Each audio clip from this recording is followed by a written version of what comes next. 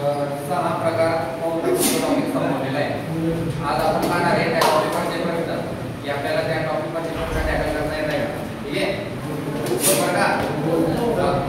चला प्रश्न क्रमांक 1. प्रश्न क्रमांक 1. 31 मुलींच्या रांगेत 31 मुलींच्या रांगेत लीनाचा डावीकडून 15वा क्रमांक आहे.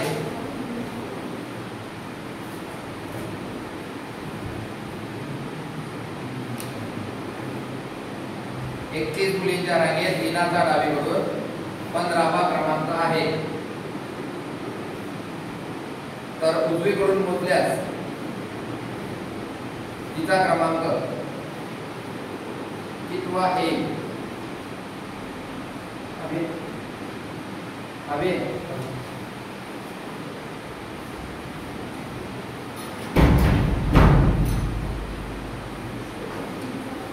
31 मुलींच्या रांगेत लीनाचा डावीकडून 15वा क्रमांक आहे. तर उजवीकडून मोजल्यास तिचा क्रमांक कितवा येईल?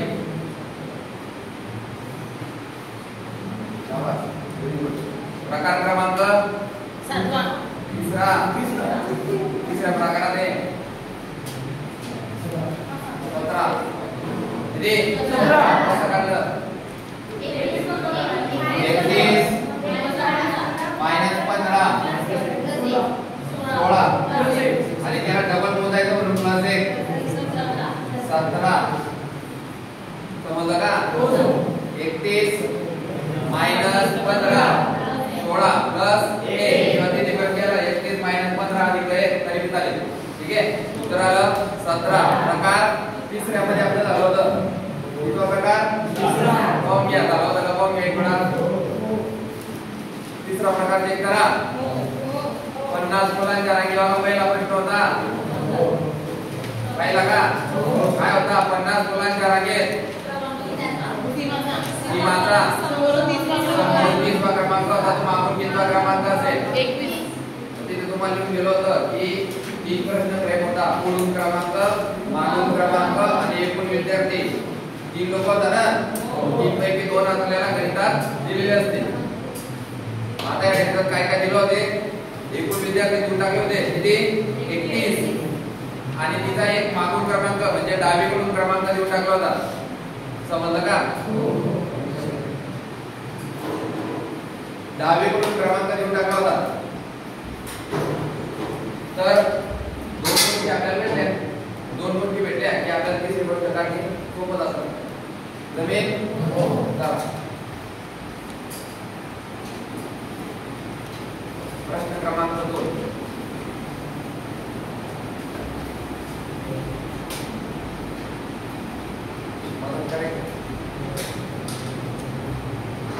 परमनंट काम करायला परमनंट काम करायला काय तरी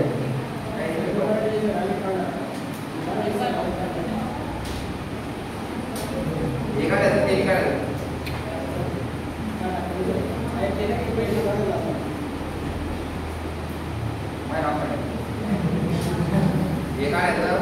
एखाद्याचं ते करायचं.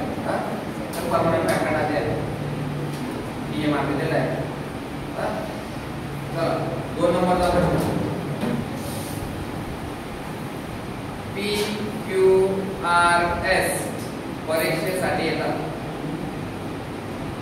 PQRS परीक्षेसाठी येतात. किती लोक आहेत? 4. P प्रथम येत नाही. P प्रथम येत नाही म्हणजे किती नंबर वर येतो? मग 2 किंवा 3 किंवा 4. आपण सांगू शकत नाही. सांगू शकतो 2 किंवा 3 किंवा 4. फक्त एक येणार नाही. Q हा P च्या अगदी पुढे येतो. Q हा P च्या अगदी पुढे येतो. आता सांगू शकतो का P चा क्रमांक? बोल. 3 किंवा 4. आता 2 नंबर येत नाही ना तो. त्याच्या अगोदर Q पाहिजे. तो 1 नंबर येत नाही, 2 नंबर येत नाही. आता एक तर 3 नंबर वर येईल किंवा 4 नंबर वर येईल. चला पुढे बघू. Q हा P p च्या अगदी पुढे येतो. s हा शेवटी येत नाही. s हा शेवटी येत नाही.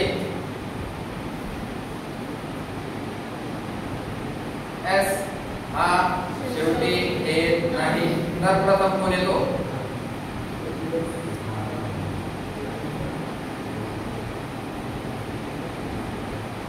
शिकून झालंय का?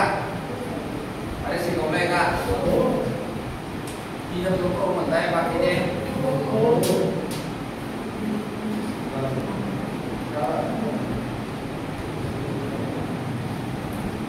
तो इमानदारीने 6 टॉपिक पाहून आला असेल किंवा प्रॅक्टिस करून आला असेल तर लगेच जमीन आठवते.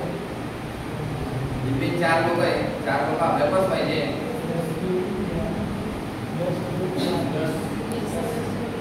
काय विचारलंय? एक नंबरला आपण शाळेचे नाव सांगतोय PQRS. बोल. फ्रॉम.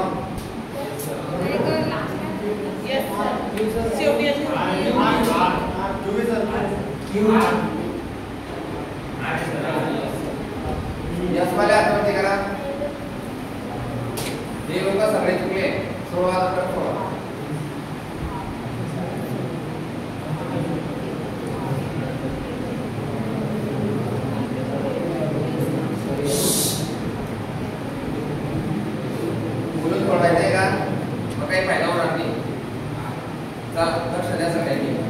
किती लोक आहे रे? 4. P Q R S आले का? हो. चल पाय आता व्यवस्थित पाय. P प्रथम येत नाही. बघू. 1 2 3 4 4 स्लॉट आपल्याकडे. P प्रथम येणार नाही. या ऑप्शन मध्ये P असेल. हो. कट. चला ऑप्शन घे. S किंवा Q. S किंवा Q. 2 number option. S किंवा R. S किंवा R. 3 number option. Q किंवा R. कब लेते हैं? Q किंवा R. 4 नंबर. S Q किंवा R. S Q किंवा R. हाँ आता सोडवा.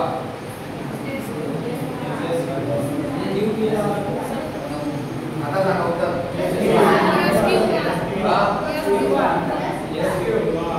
लक्ष दे भाऊ. काल मी शिकवलं तर लक्ष नसणार.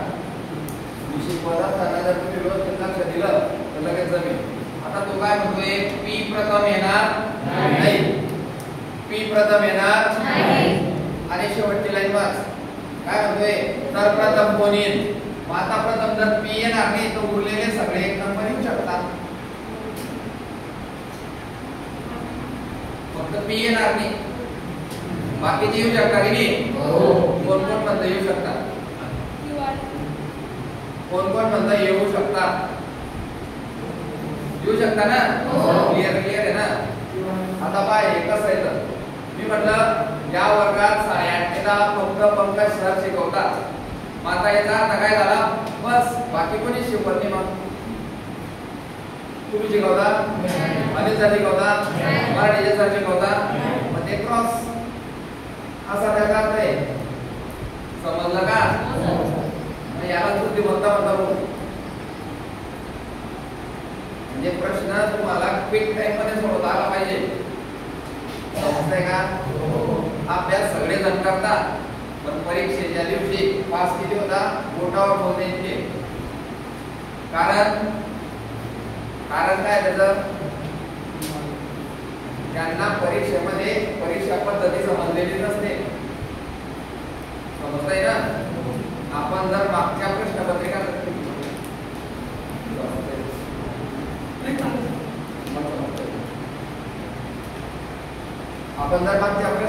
पाहून नाही आले ना, मागच्या प्रश्नपत्रिका जर पाहून नाही आले आपण तर तो अभ्यास काहीच कामाचा नाही.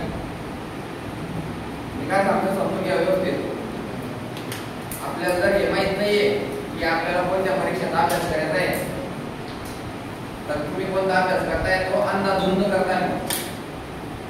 कोणी सांगताय ढोका वाजवून घेतला, कोणी सांगताय मराठी व्याकरणाचा चॅप्टर वाचून घेतला तसं नाहीये.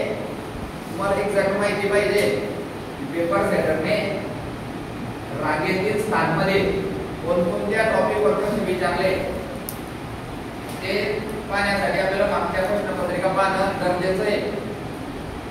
आता मागच्या प्रश्नपत्रिका पाहिल्यावर आपल्याला हे समजतं की जर आता बघा 4 लोक आहे ना ते किती लोक आहे असे बसतील ते. मग एक नंबरला पी बसणार नाही म्हणजे कोण बसेल मग क्यू बसेल किंवा आर बसेल किंवा किती नंबरवर बसू बसू दाखवतो तुम्हाला. क्यू हा पी च्या अगदी पुढे येतो. क्यू हा पी च्या अगदी पुढे येतो. एक मिनिट ऑप्शन पहा बरं व्यवस्थित. मी व्यवस्थित लिहून दिले का तुम्हाला पहा बरं. एस किंवा क्यू लिहिला बरोबर. एस किंवा आर लिहिला आहे 3 नंबर. क्यू किंवा आर आणि 4 नंबर काय लिहिलं S Q R. S Q R. Okay हा बरोबर आहे. मग मी फक्त हे एस क्यू आर ची सिक्वेन्स बोलले फक्त क्यू आर एस असले तर हा. मग आता सगळ्यात महत्त्वाचं तर पहा काय आहे. क्यू हा पी च्या अगदी पुढे येतो. क्यू हा पी च्या अगदी पुढे येतो. बरोबर आहे का? बरोबर आहे का?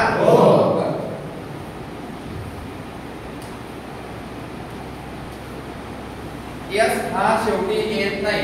एस हा शेवटी येत नाही तर एस इथे घेऊन टाकू. इथे कोण उरला ना पी आर उरला ना. आर उरला ना बरोबर आहे का सांगा. आला क्यू 1 नंबरवर आला का क्यू 1 नंबरवर हा. लक्ष दे भाऊ आता. आता आर ला सुरुवात करतो. हे क्लियर झालं का? हा आर बसला. क्यू च्या अगोदर कोण बसतो रे? पी च्या अगोदर कोण बसतो? क्यू.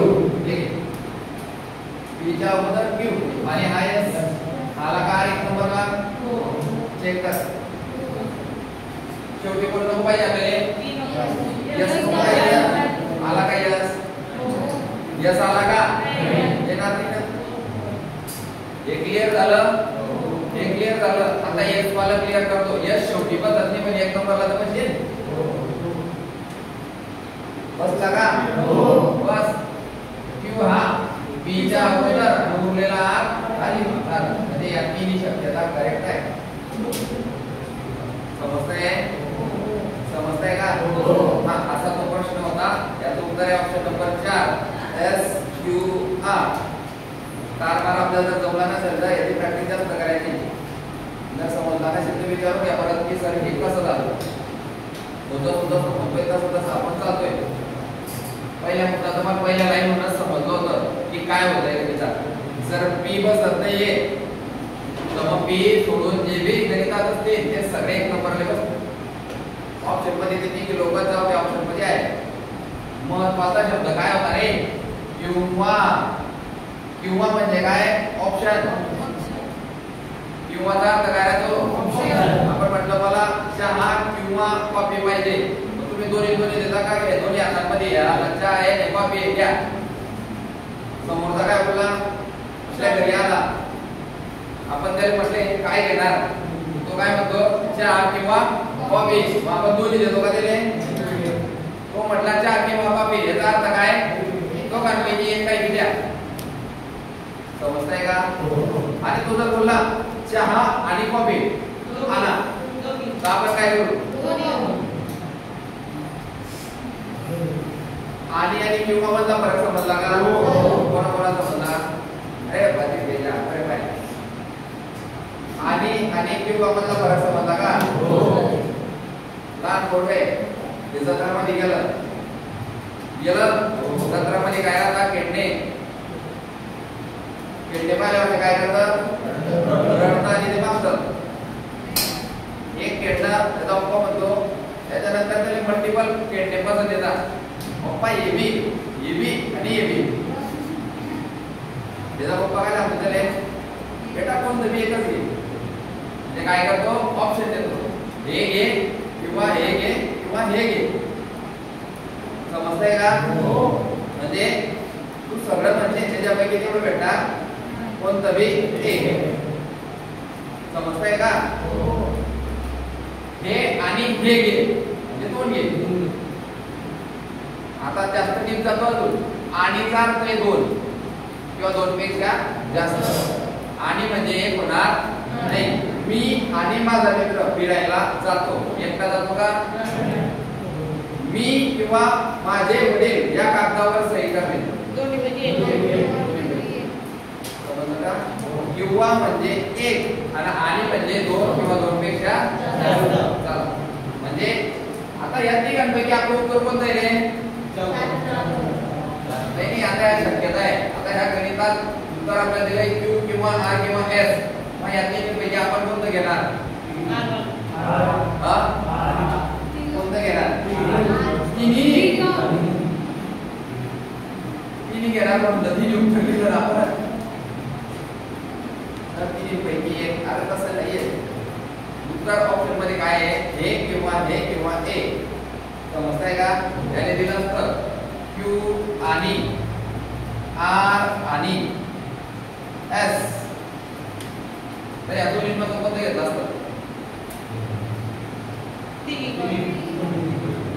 क्यू किंवा आर किंवा एस.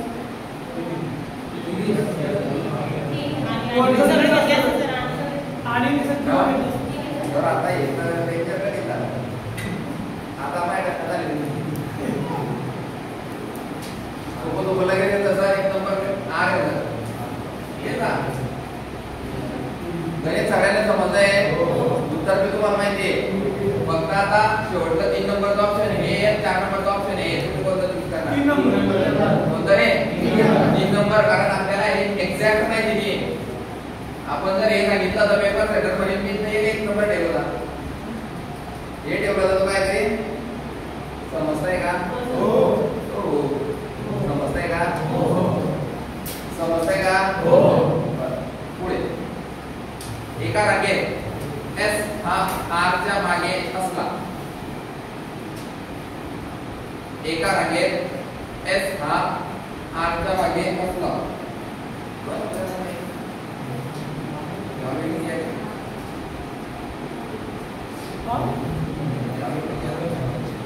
चालू आहे ना? लाईट